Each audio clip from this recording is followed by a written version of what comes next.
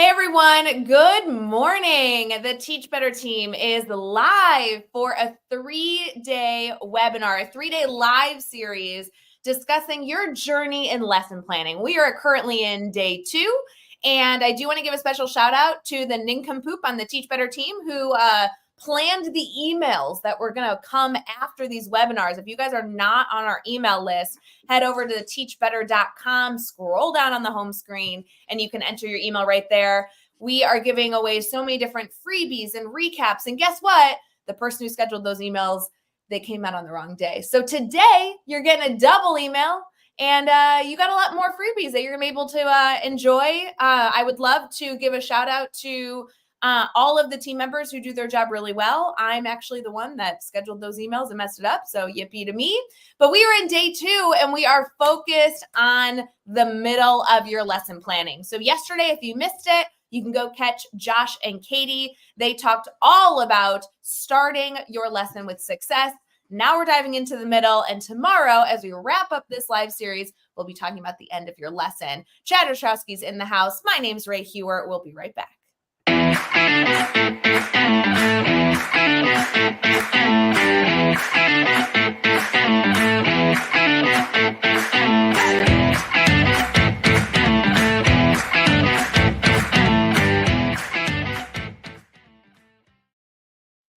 Hey everyone, thanks for starting your morning with us. If you're catching this after the fact, please feel free to still use the comment section to document what you like and what questions you have. My name is Ray Hewer. We are here with Chad Ostrowski himself, and we are talking lesson planning. We are in a 3-day series, and day 2 is right here. Chad, how you feeling about doing a live series on structuring a full cohesive lesson plan for our community here?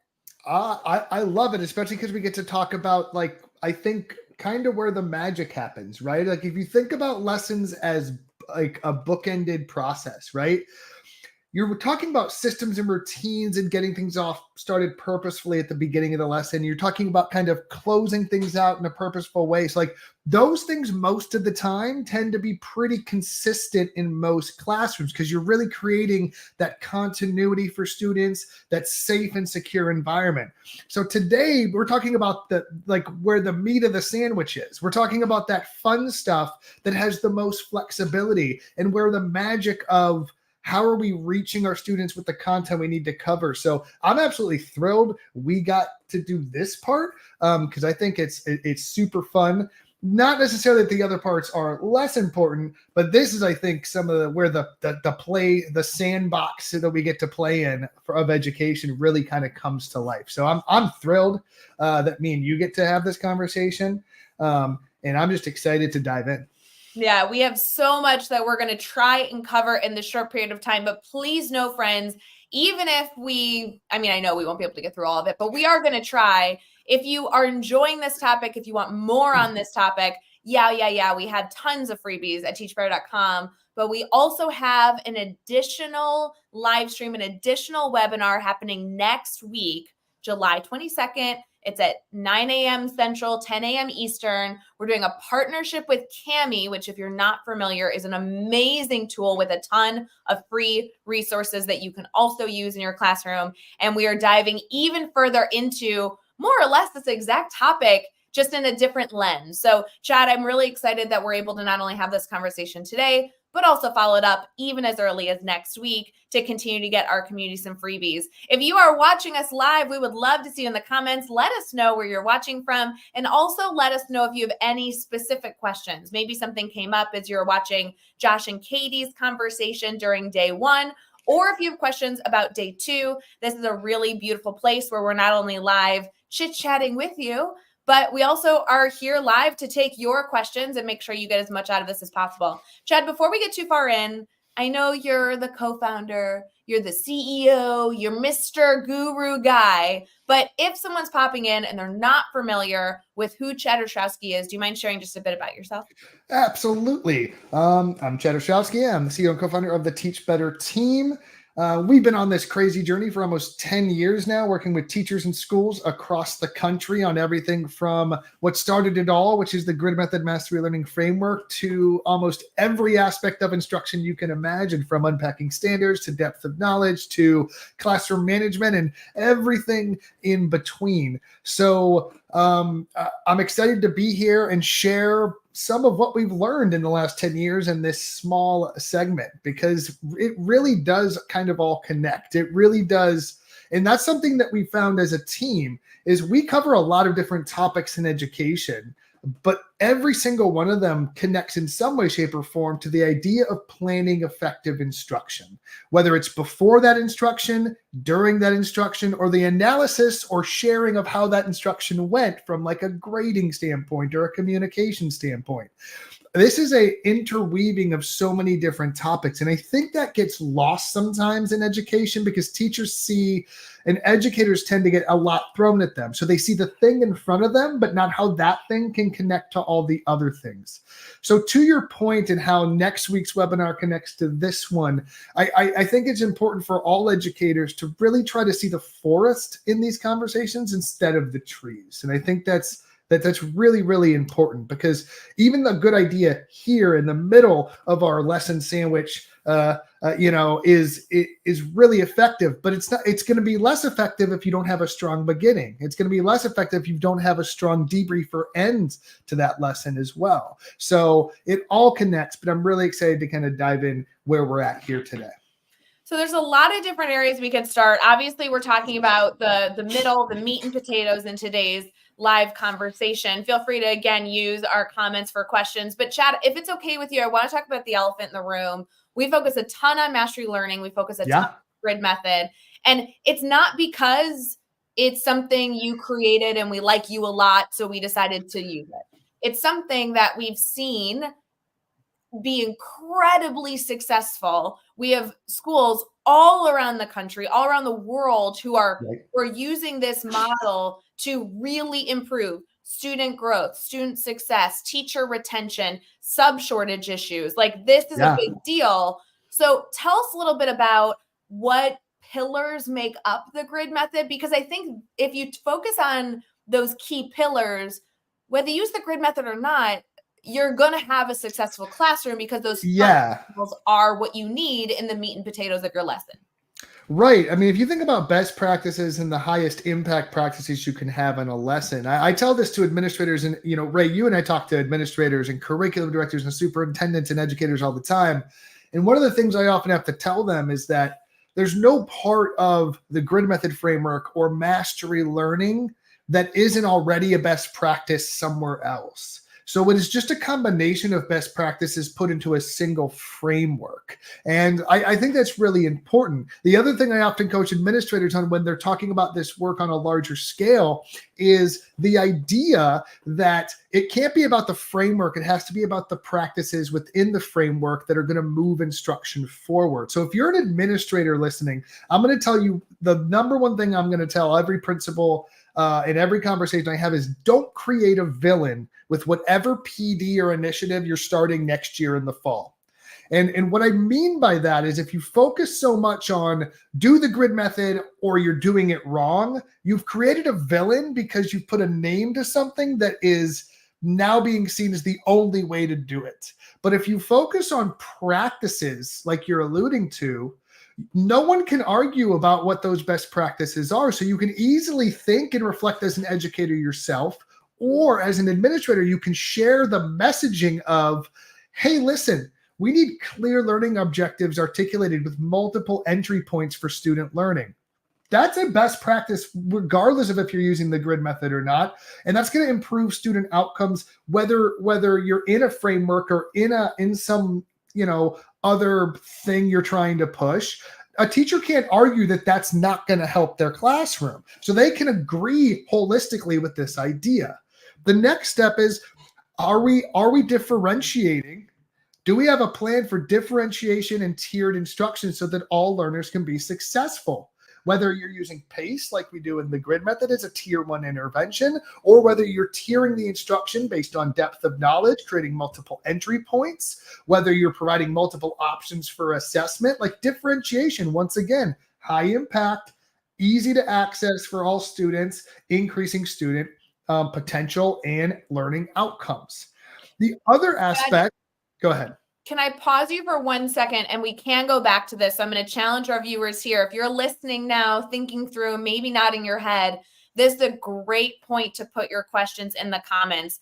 One thing I want to emphasize, Chad, is that differentiation is something many educators believe they should do, but they either don't have the time or don't have the resources, in their opinion, to get it done effectively. True. I'd love to see some questions in the comments if you fall into that category, because I know that Chad and I would be more than happy to lead you down different pathways to make differentiation not stressful for you, really efficient and effective for students, and allow you to be successful. One of them that comes to mind, Chad, and I'm sorry to take us down this tangent, is the use of AI to help create some of those tools and resources. So we can have you keep going, but I just know that that's going to be something that educators are going to think through, saying, of course we need these things, but absolutely is valid. But let's see if it's actually a concern, or if we actually have a solution and we just haven't found that right solution for us yet.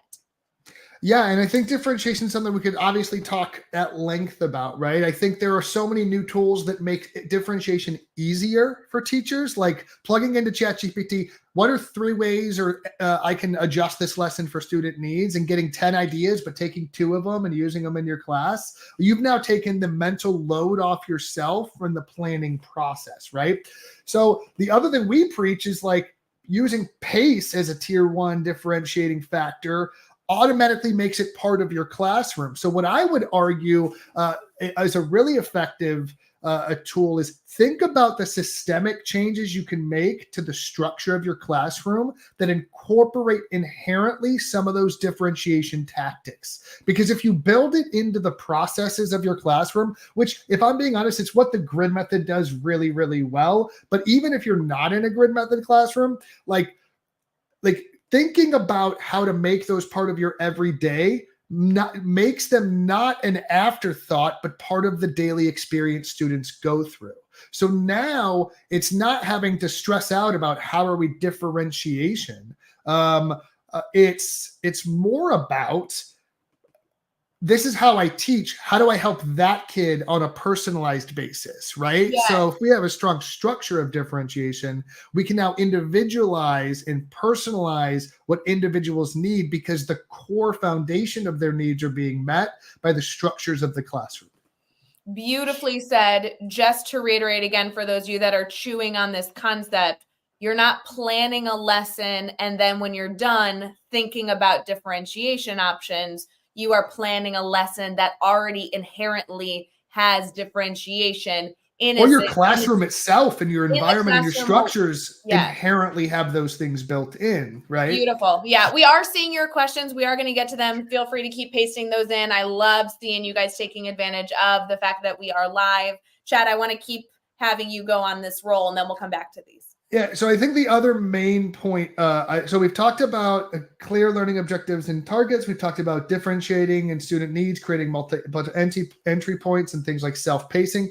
And the other thing that goes along with that instructional piece, that second piece, is also like, consider engagement there. How active are your students, right? Are they necessary or active in the process of learning?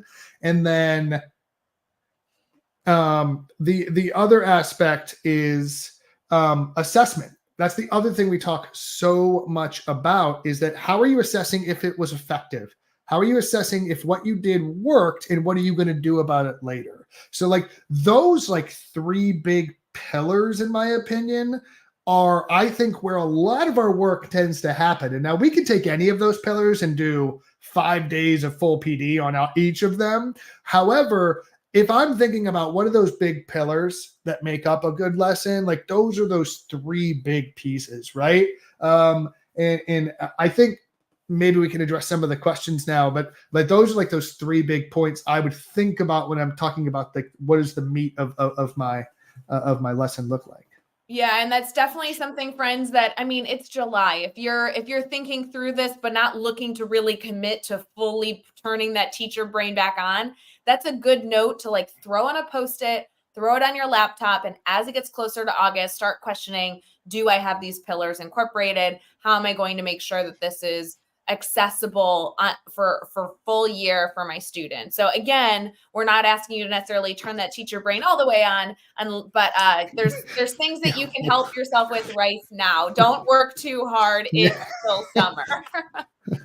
I see some great questions. We're just going to go in order here. One that I really appreciate Mike throwing in. Mike, thank you so much. He's an ambassador with the Teach Better team. Absolute rock star. Yeah. Absolute rock star, has done so many different teaching practices. Actually is very passionate about talking grading as well. So if you are looking for a new member of your PLN, Mike might be a good one to add. He's asking about the concept of pre-assessment because as you shared, Chad, having students enter into the learning environment in different spots based on their needs, pre-assessment might be an option for a teacher. Do you mind speaking to this a little bit?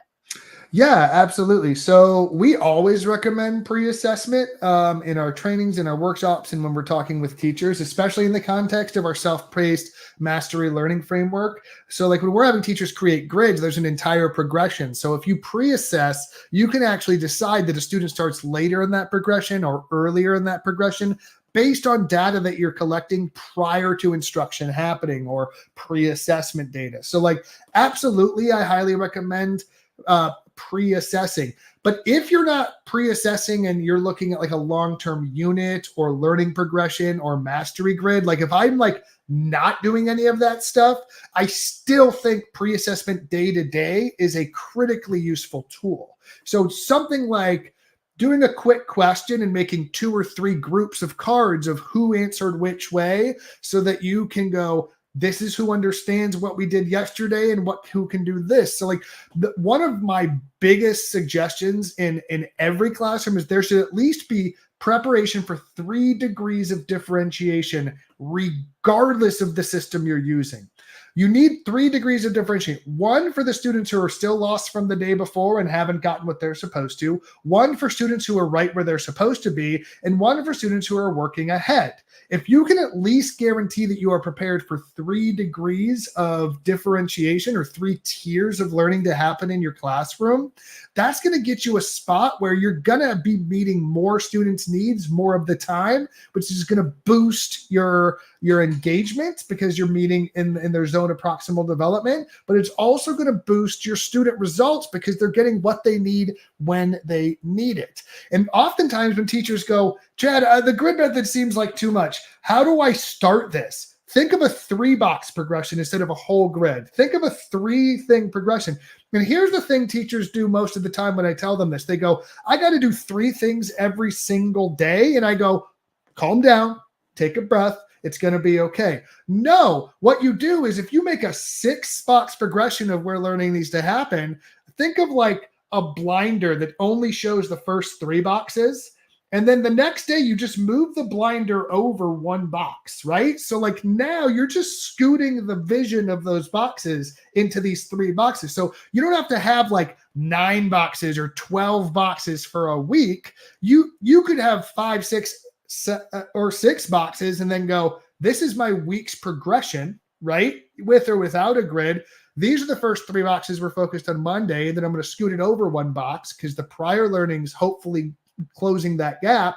So now the students who are on pace are moved to the advanced box. The students who are ahead are moving to the next progression. The students who are behind are where on pace were the day before. That was a lot and it sounded super jumbled. So sorry if that got confusing. No, I'm with you. We're going to keep on this concept. And again, friends, there's so many options. So that's why these live series can get a little jumbled because depending on where you're at, you, just like as we're speaking with our students, you have an entry point into this. We just have to figure out where you're most comfortable, where you may choose to challenge yourself, and where is the easiest spot to maybe take a pause, reset, and then move forward. Chad, it's interesting as I reflect on different educators I've been working with the grid method. Special shout out to those who, by the way, we're just grid certified in our first program. Our first ever program. Yes, Our absolutely. There's official some graduates. snaps going on here. Yeah, official graduates. Actually, like last week that happened. So that was super exciting. Either way, I've seen two different things happening for grid users, specifically for those teachers who use the grid method, know a lot about it. One is they have pre-assessed students, and then they determine where to begin in the grid based on that pre-assessment. So for example, one student may begin at 1A, one student may begin at 1D, moving on from there. On the flip side, I know that I very often only required the assessments in my grid, and I had some sort of brain check, some sort of assessment in every single box in my grid. So in some regard, that was its own version of a pre-assessment, because if you got to a topic, which they're all labeled for the students to know, and they're like, wait, Mr. Ostrowski, I know this topic, then it would be like, great, don't listen to the lesson, don't engage with the content, try the assessment. If you've mastered this content and you can prove it to me, keep going, buddy. Otherwise, okay, we have some things we need to learn. Now let's go back and engage with the content a little bit. So for you as an educator, if you're listening, you might be doing some of this pre-assessment stuff already and not really giving yourself much credit for it, just a different perspective. I also think you're highlighting the student-centered nature of our instructional philosophy, right? Oftentimes we go, a student needs to do something because I planned for them to do that. Or because I made it, you have to do it. But the only purpose that the thing that the student is doing exists for is to teach them the outcome you want to reach. And if they've already reached that outcome, that thing does no longer becomes necessary for the individual student, to your point. So if we know how we're assessing the outcome of a learning experience before it starts, which we should, okay, just to be clear, hopefully we do. If we know and a student goes, do I have to do all this? Can you tell me X, Y, Z? Because if they can say, yeah, cool, let's move on. But if I've only planned an isolated single experience and I'm not looking at learning as a continuum or a progression, I'm now stuck as a teacher because I'm letting the logistical barriers I've created for myself force that student to do something they don't need. And the reason they'll have to do that is not because they need to go through that lesson, but because I don't know what they're doing tomorrow and I haven't made it yet. And like, that's a logistical adult problem causing a learning issue for a student. But we've all been there. So if that's I'm not saying it doesn't happen, right? Like, absolutely. There's definitely times I've been like, hey man, I didn't make that thing yet. So could you just like chill for a minute and maybe just like kind of work on that? Yeah, absolutely. It's not about the mistakes we've made. This is about, hey, can we do this better this coming school year? So I love it. It's just funny. Sometimes we like call out examples. I'm like, like I did last Tuesday, and it's fine. I didn't say I was not guilty. So true. Justin, I love that you're jumping in the comments here. Thank you for participating over on YouTube. We're currently streaming on Facebook, LinkedIn, YouTube. You got to go make sure you're following the Teach Better team. Justin has a great question, Chad. I don't want it to take us too off topic, but we got to dive into this one. It says, does the grid method have a self-paced element? Or should students be working on the same standard most days, just at different depths of knowledge? So I'm just going to put words in Justin's mouth, so I apologize in advance. This is a teacher that's maybe hearing about the grid method, doesn't really know the fundamentals, may not know what it's all about, because I don't know, you're new to our Teach Better family and we love that you're here. Can we just answer some of Justin's questions to make sure he feels confident following the dialogue? Yeah, the easiest answer is yes to all of that. But let me give context to why it's yes, right? So one of the core philosophies of the grid method is that it's that learning happens, not when learning happens. That's the most important thing. So students working at their own pace through the content is a critical aspect, because we use pace as a tier 1 intervention in the grid method framework. Without self-pacing, you can still design a tiered lesson. But what I would suggest is think about a progression of learning that doesn't include time first. So like oftentimes when we're planning lessons, to Justin's point, because I think what he's actually asking is, hey, do they have to work at their own pace, or are they just all working on like different tiers of the same standard, and then they work on more of that standard at different tiers the next day? Like, both of those things could be effective. However, if we plan the progression, we don't need to plan a whole new lesson for the next day, because they just continue their work in the progression. So it's actually way more instructionally efficient to think of the unit and the progress through a standard or a unit or group of standards, which is what a grid is. It's a learning progression that carries a student from before a standard to after learning a standard or group of standards or unit. I'm trying to like keep us in the same silo without opening up this whole can of worms. So no, it's good. I wanted to make sure to clarify for Justin, a grid might be on one standard. It might be correct. It might have Yes. 6 standards in it. For example, if you're an ELA teacher, there's so many standards that you might choose to group together. If you're a writing teacher, I lived that life. There's some standards that you're like, I'm not going to do a whole grid on punctuation. I'm going to put like 5 or 6 of those meaty standards. Versus as a math teacher, which I also have been, there's some standards that are so hefty that you're like, this I'm going to make as its own focus. So depending on what you teach and what your focus is, a grade can encompass lots of different things. Absolutely. So I think that clarification is important. So yes, the grid, it has a self-paced element. It's based on the foundation of students learning at their own pace, or based on their level of readiness. So like a lot of times, Justin, I'm just going to tell you this because you might be freaking out if you're hearing this. It's not students do whatever they want, whenever they want. It's students are getting what they need when they need it, based on their zone of proximal development. So if they're able to be pushed, we're going to push them. If they need more help, they're going to get it. If they're right where they're supposed to be, we're going to keep them at the edge of that productive struggle to get them the highest amount of impact at that moment in time. So the second part, should they be working on the same standard within the unit at different depths of knowledge? The way we show teachers how to create the learning progression includes multiple depths of knowledge. So in the grid method framework, they are working on the same set of standards at different depths of knowledge, but using pace to identify where they should be based on assessment data collected throughout the progression in their checks for readiness, moving from one learning opportunity or activity to the next. So there's a lot there, but I feel like that addresses at least his initial question. Yes, but we want to, Chad, not to have you pause. I know you have so much to be able to share on this topic. I do want to make sure we stay on task for our webinar and live series today, focused on the middle of our lesson planning, whether you're using Mastery Learning or not. We just want to talk about good teaching in general. If throughout these conversations you've been like a little interested in learning about the grid method, rather than sticking here and having that conversation continue, I'm going to direct you to 2 different things. One is we have a webinar happening Monday, which is this coming Monday, July 22nd at 10 a.m. Eastern. We're partnering with Cami, which is a tech company, and we're going to be actually looking at the continuation of this dialogue. We're looking at 3 to 4 pillars of good instruction.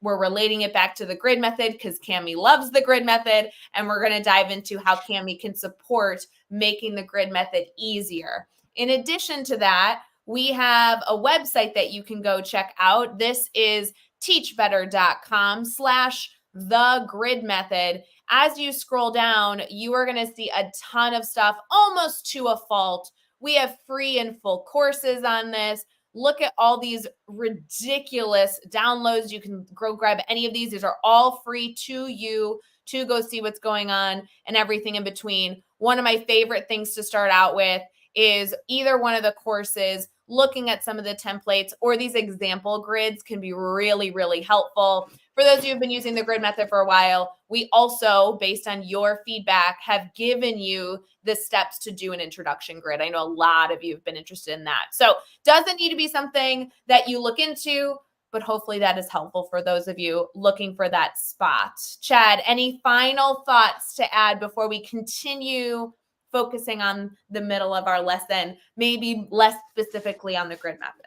Yeah, absolutely. I think it's important that we move to the idea that like every classroom is not a grid method classroom, even as much as like we'd like them all to be. But like the idea that every classroom isn't a grid method classroom is important because, like, once again, there are critical components of instruction, regardless of if they fit into the framework we're discussing or not.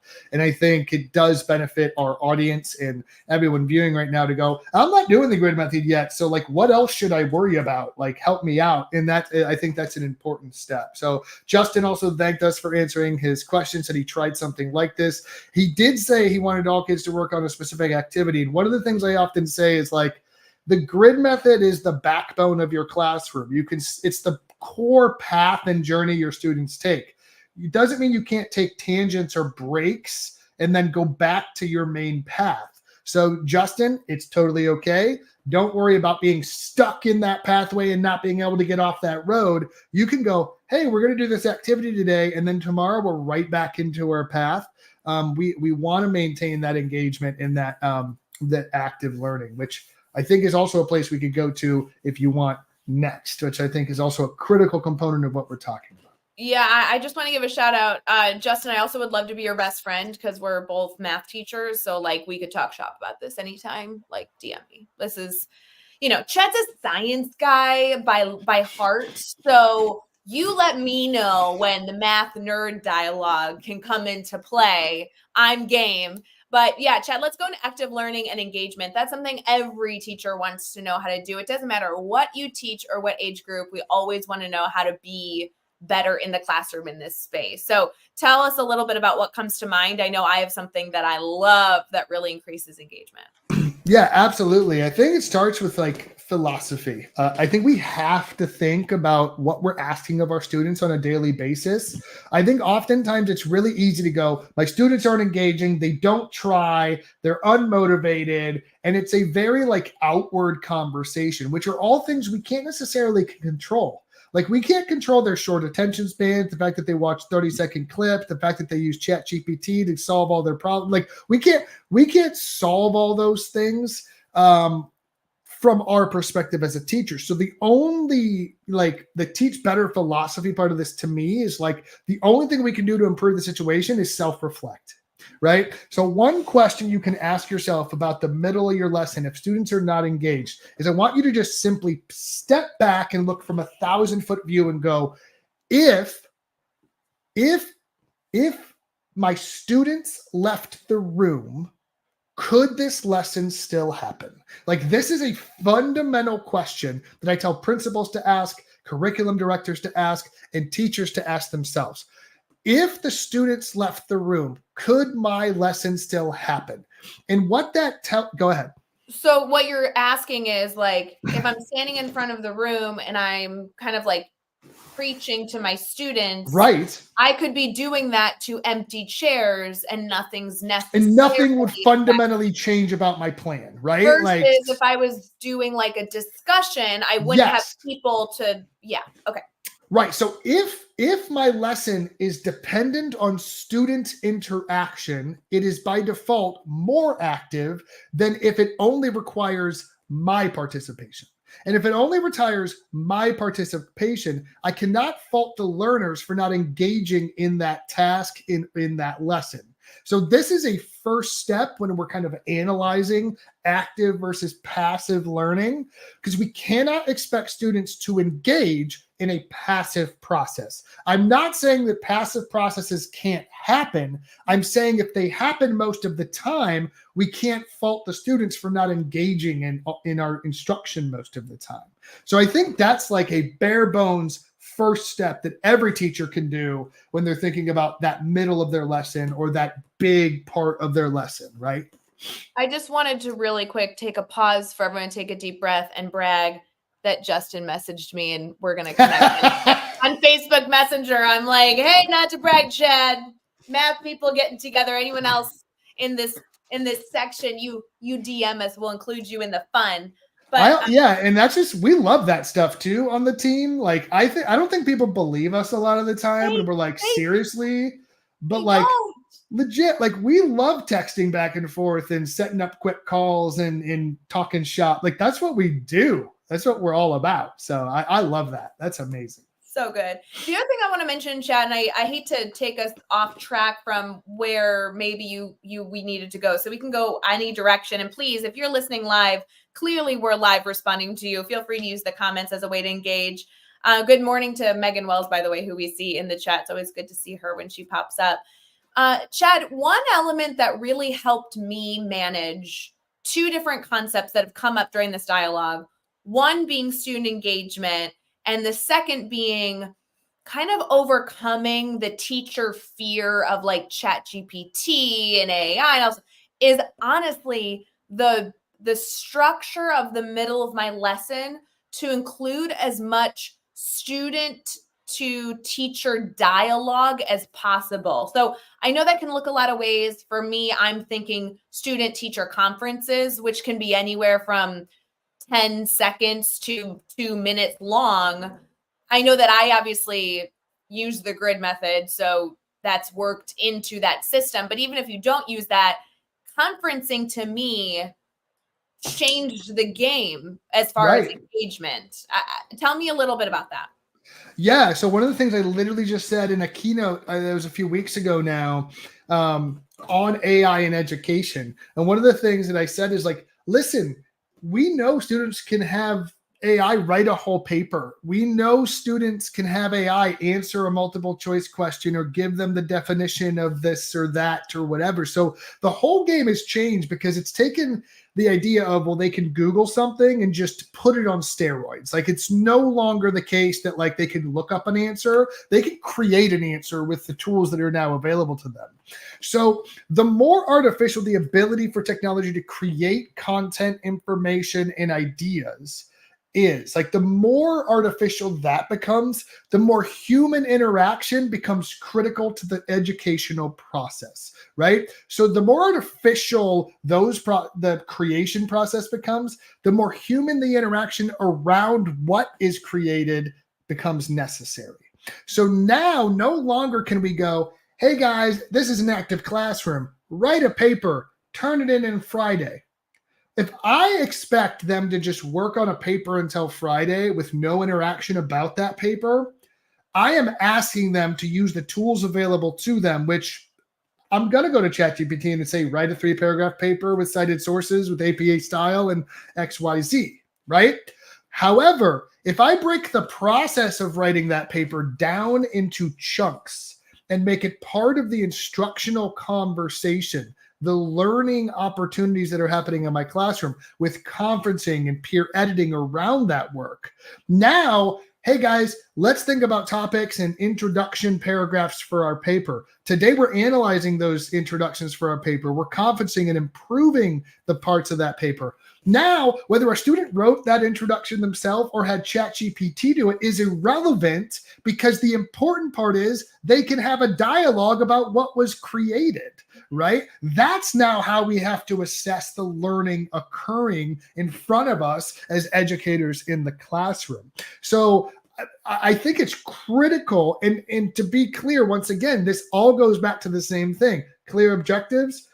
How are we teaching and differentiating the process, and how are we measuring those outcomes? So like, if I think about it, me giving them a paper and going, write it, good luck, versus me creating meaningful experiences and human interaction around the product that they are creating.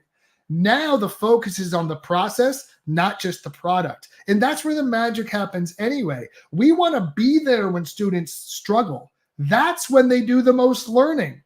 I don't need to be there at the end of the process when they figured everything out. I want to be there during the process when they're struggling through it. So if we're missing that process in our class, we're missing all the learning. So I think that, to your point, right? With the new advent of AI and with the remnants and ripples from like the COVID learner, right? Like all of these things, we have to bring humanity back into the learning experience, because at its core, John Dewey, I think, would agree, learning is a social process. So we have to respect that. And we have to build the spaces for that social process, that human interaction to occur around the learning in our classroom, regardless of the framework that we're providing around it.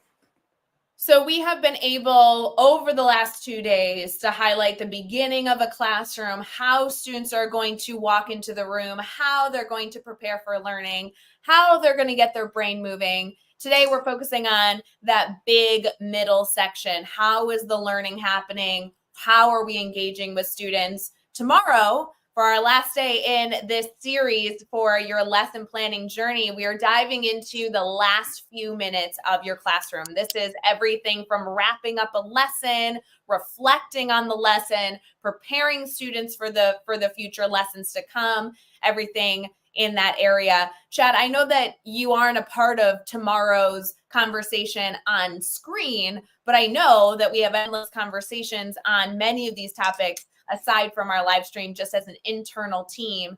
Any thoughts that you want to leave our community with as they are chewing on these concepts, as they're wrapping up their week? Any challenge you can give our community here? I mean, I would challenge you to, especially right now during summer, as we're starting to think about kind of entering back into the classroom. One of the core values of our team is just being a little bit better every single day, small incremental improvements. So if you sat and listened to what Ray and I just talked about, and you're like, I can't do all that. It's already mid-July. The school year's coming at me like a freight train, or if I'm year round, it starts next week or whatever. I mean, you might be overwhelmed right now. So I want you to just stop. I want you to take a breath. And I want you to think about one thing you can do better that we talked about today. I want you to think, is it a more purposeful start to your class? Like even Mike Skapanik, like it even said like, hey, my sandwich doesn't have any bread. I focus all my stuff on the middle. So like, Mike, I'm going to challenge you, like maybe think about adding some bread to your sandwich, your lesson sandwich there. Just think about how you're starting on a productive from what Josh and Katie talked about yesterday, or how we're going to talk tomorrow with you and Katie about ending a lesson purposefully. Think about one piece or part that you can do to fundamentally change one aspect of your classroom. And I'm not going to guarantee it's going to go well. So this is the other challenge I'm going to have. Be willing to fail beautifully. So what that means is like, we don't progress if we don't try new things. And it will always be your human gut interaction to find your comfort zone as fast as possible. Be willing to fail beautifully, address it head on, and then move forward, because that's still progress. So try something, improve something every single day, every single week. Try to make those incremental small changes, and be willing to take risks and try things you haven't tried before so that you can either improve them or decide that you're never doing those things again. I love it. Friends, as you are sitting by the pool this summer, recharging and reflecting, don't forget this is also a great time to fill your toolbox. Even if you weren't able to sit down and really focus on this live stream and take notes, who cares? Just save it for later listening. Put it somewhere. Set yourself up for success. You do not have to do all the thinking right now. We do not have to solve all the problems, but we do want you to know that when and if you become ready, we are here to give you as many free tools and conversations as humanly possible, including encouraging all of you to reach out to us. Chad, do you mind sharing how our community here can stay connected to you? Maybe just like your email account. I know you're so active on email. If they want to talk through some stuff, or maybe they have a principal that they're friends with or that they work for, and they're like, I really would love to bring this to them. Can we connect? Absolutely. Chat@teachbetter.com is the easiest way. Shoot me an email. You can also find me on social media pretty easily. Feel free to DM me on any of your favorite social media channels. But email is always the easiest and the quickest. And I love connecting. So please, if you have questions, if you want to reach out, you're just like, hey, I think you're crazy. Tell me why you're not. Like, that's fine too. And I'm always okay with those conversations. I'm pretty sure I'm not, but I'm willing to hear why you think I am. No worries at all. So absolutely reach out. Friends, we hope you stick with us as we continue on this incredible journey, diving into lesson plans. We are back tomorrow for day 3 and wrapping up this conversation. Thank you for joining us this morning. Feel free to share these links if you enjoyed this conversation so your colleagues, friends, and family can see new ways to think about teaching, and we will see you soon. Bye, guys.